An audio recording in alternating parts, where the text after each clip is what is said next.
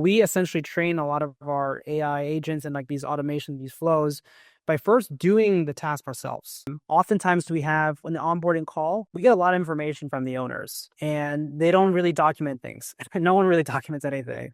And so this starts to get into the habit of, okay, how can we take these conversations that we're having, which there's so much rich data in these calls and these conversations, into tangible SOPs or documents that start to build out the library or the context of the company.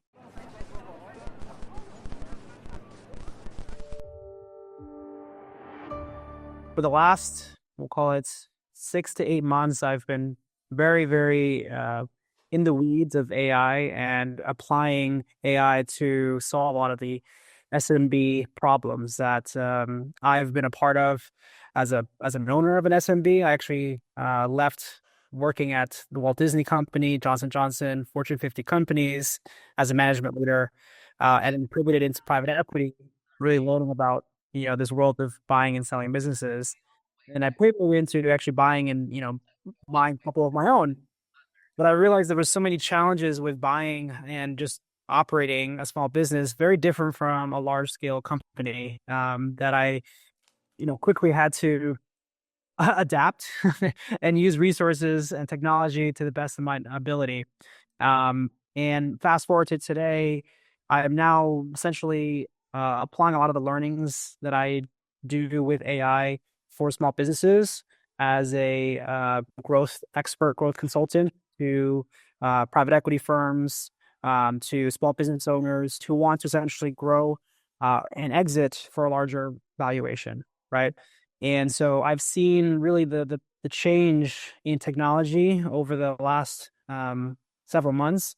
But even at Disney, I spent a lot of time in the AI space, working on some really innovative projects when I was there, right? So I've gotten a chance to see the AI evolve tremendously, and it's now really applying it to some of these small businesses because of the fact that it's available, it's accessible, right? So I'm excited to share some of the learnings. I'll obviously answer some questions. I know when I spoke to you, Jay, we were kind of geeking out a little bit because you have some of this background in data and, we'll call it analyzing things and applying transformation, right? Yeah, so let's start a little bit about the private equity project that you're working on, which I found fascinating because it's kind of relevant to what the guys are doing here on the acquisition side. So kind of describe that project and what you guys are doing there.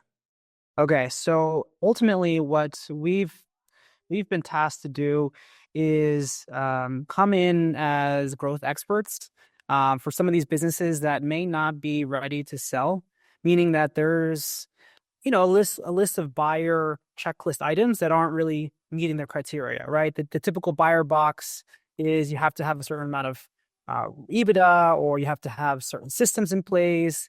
And there's just so many businesses out there that don't have that, yet they're still cash flowing. They're, been around for 10 plus years.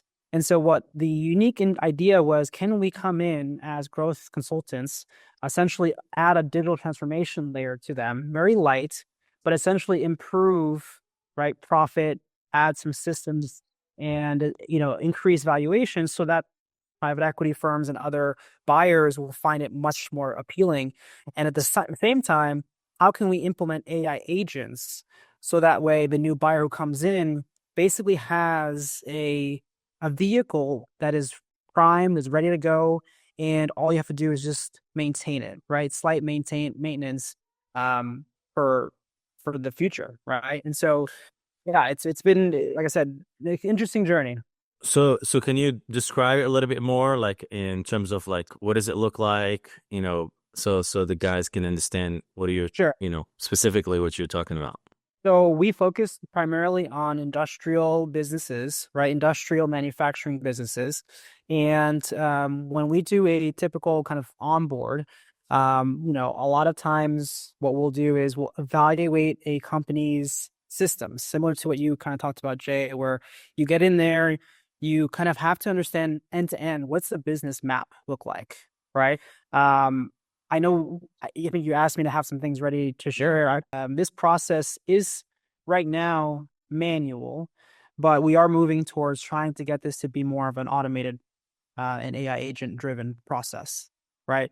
So uh, I'll kind of walk through the process of how this goes about, and then in through the conversation, you can ask questions, but I'll interject with some of the AI initiatives that we're doing for marketing, for sales, for operations, and for finance, because that's really what we're trying to do is really looking at these different departments and saying, how can we add a layer of AI, whether it's through automation or an agent that does the work of someone who's either there or an expert that would do something, right? Um, so this is the first kind of thing that we do, right? We do this kind of onboarding process where we really want to identify end to end, right? From marketing, sales, fulfillment to finance. What are all of the different systems? How essentially do you go from moving from a customer who doesn't know anything about you to eventually converting them, buying your product, buying your service, to delivering that service, and then eventually collecting on that cash, right? I think, Jay, you kind of mentioned that you do something like this as well, right? Yeah. Yeah. And so this right here becomes actually like a very, very important aspect in our process, because this helps us identify all the problems, right? We do this exercise again to understand the current state, because in order for us to really improve to future state, we need to say, we like to operate on the theory of constraints. Are you familiar with that, Jay? Yeah. Yeah. Mirror. Got the book right here. Yeah, obviously. So then the ability to understand your current state and your bottlenecks, your constraints, is really important. So that way, when you go into implementing a new solution, you know where to focus, right? So we start off here. The second piece we then do is we map out all the different problems, right? We do this exercise of identifying all the problems that a SMB faces, and then also identifying what are all the potential deliverables that can help mitigate that problem. We do an analysis of how many hours it usually takes a person or people to do that task, whether it's an expert or a support person. What's the tedious level score? And then what are the tools involved? And this is actually really important. The tools involved, when we think, and I'm going to take a step back. I don't know if everyone knows the details of AI.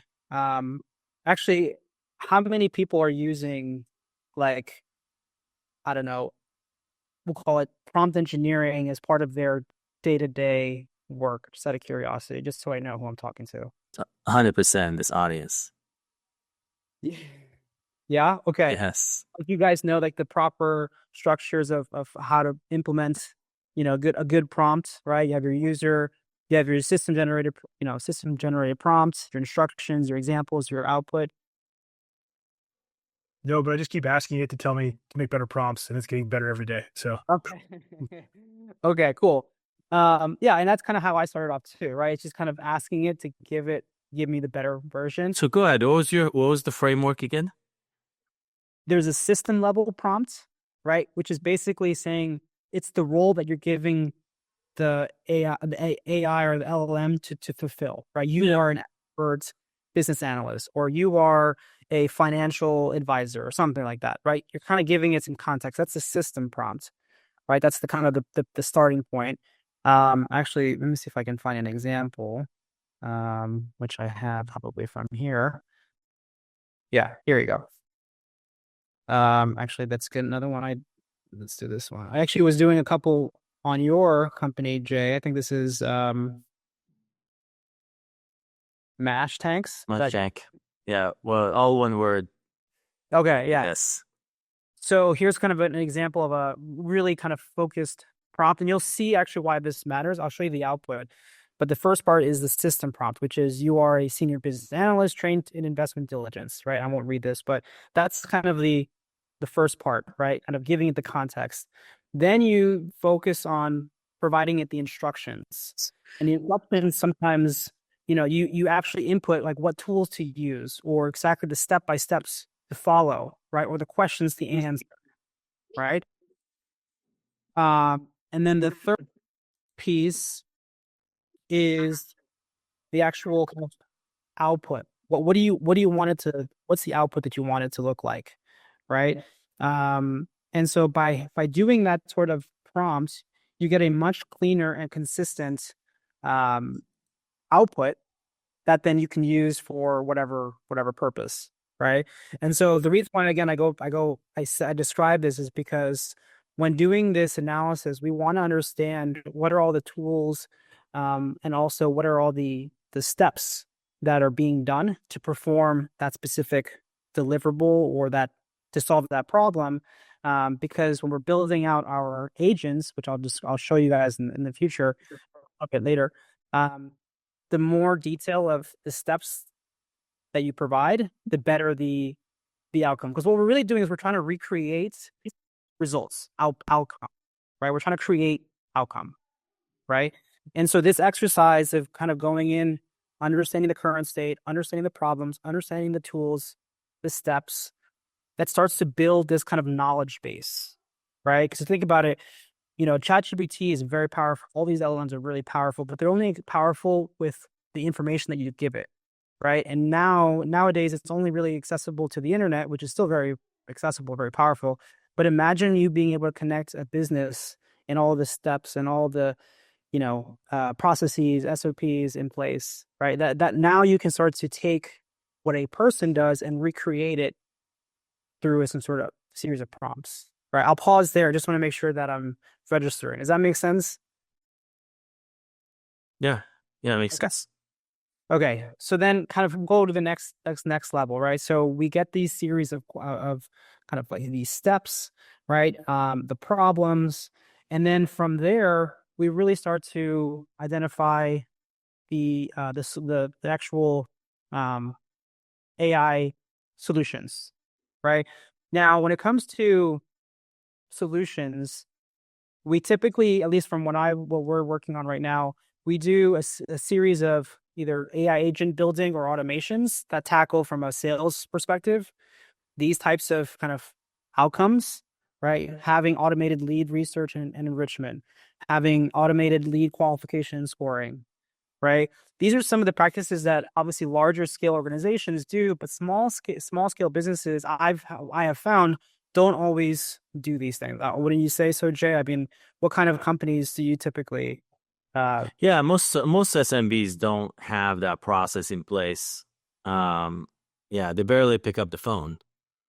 Right. So Yeah, exactly. Right. Or they take too long to respond to things. Right? Like emails come in, they slip through the cracks. Even getting them to give you like metrics or data, they don't even know what data, where to get it. correct. Right.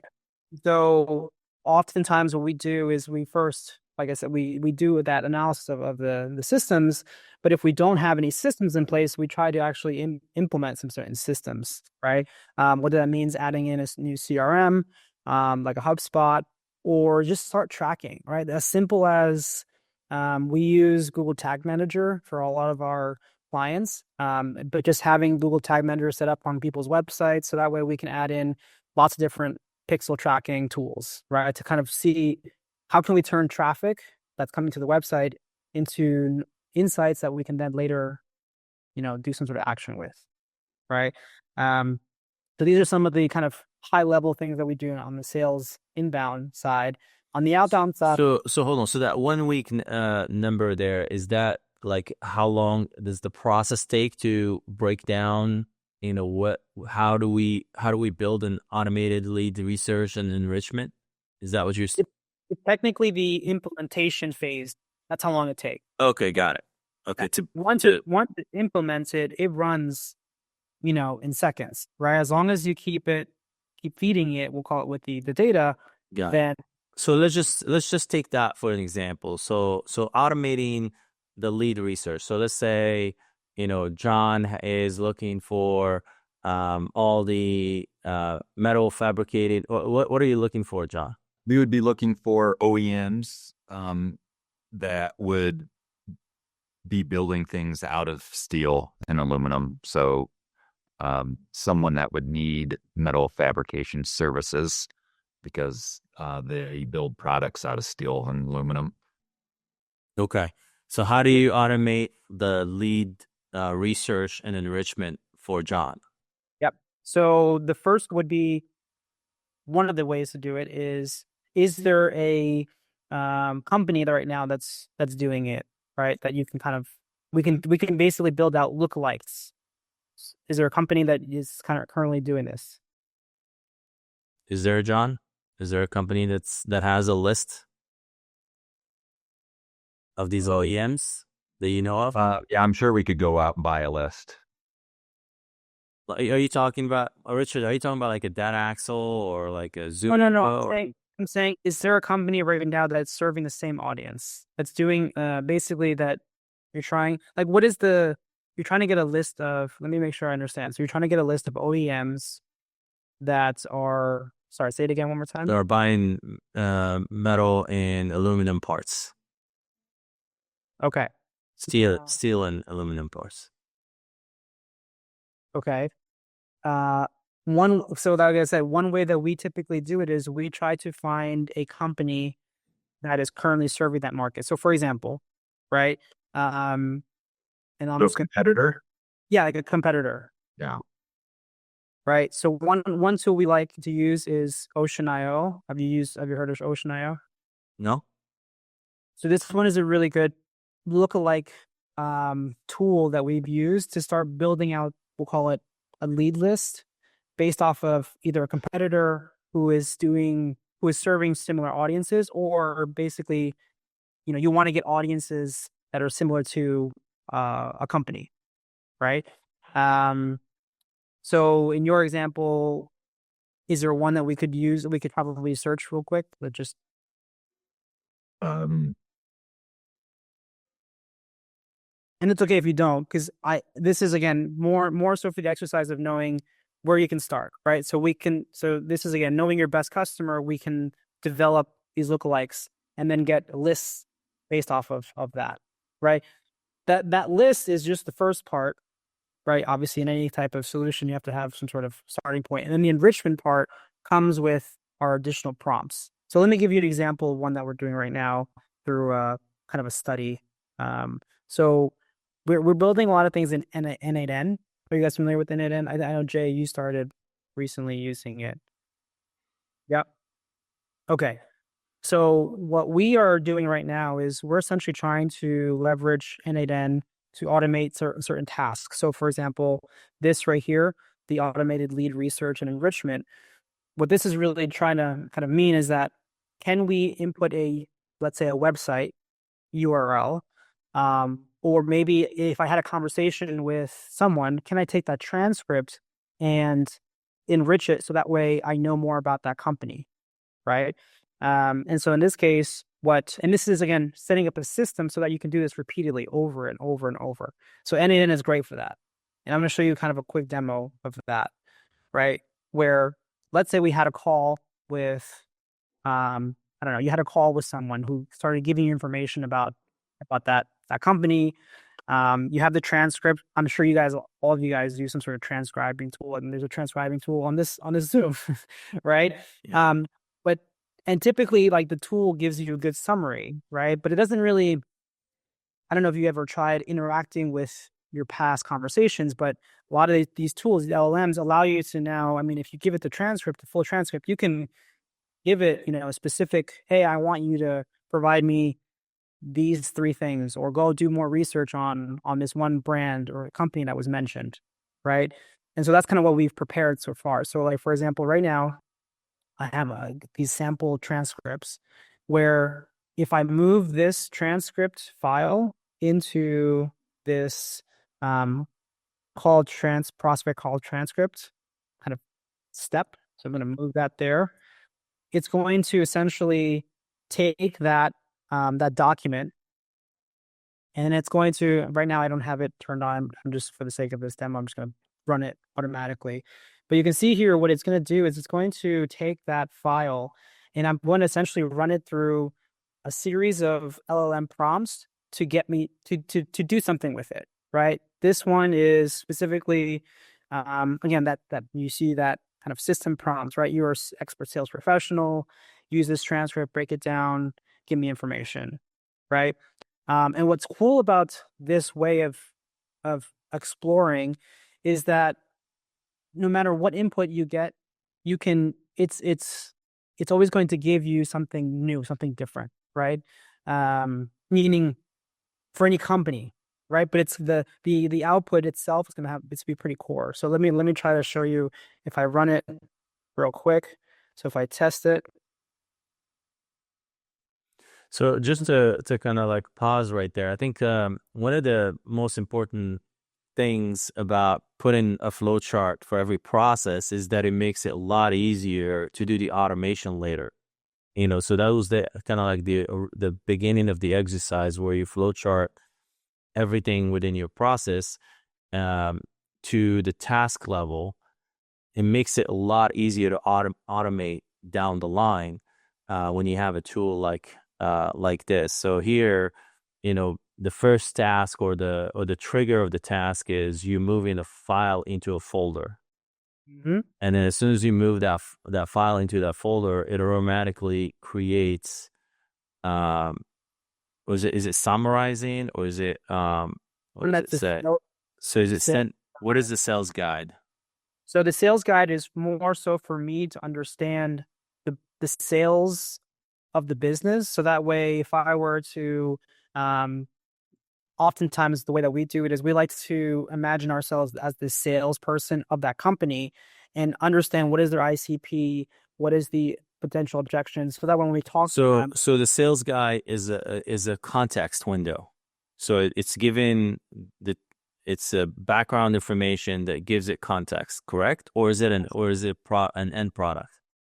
Well, so it's both, right? So it's basic because every single one of these prompts it's essentially giving it more information about that company. And so we like to do that tiered approach where we say, okay, let's get a lot of information about the customer, about who's the ideal customer, right? Any business, you have to start off with who's your customer, who you're serving, things like that, right? And then we produce an output, right? And then that also then becomes another input for, okay, create a proposal for me, right? In our case, we're trying to create it for providing a service. So create a proposal using the sales guide as well as any known problems, right? This is another one. Do an assessment, right? After we do the onboard, we're going to do an assessment. So it's really streamlining all of these things that we do into a matter of seconds. And so let me show you now the output of what that looks like. So here's the sales guide.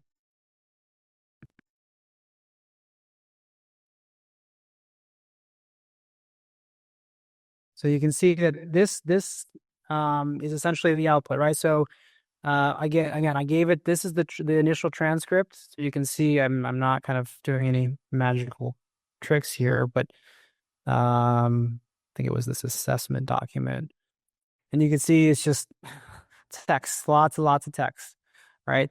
And then it took that text and then it basically cleaned it up and created this sales guide.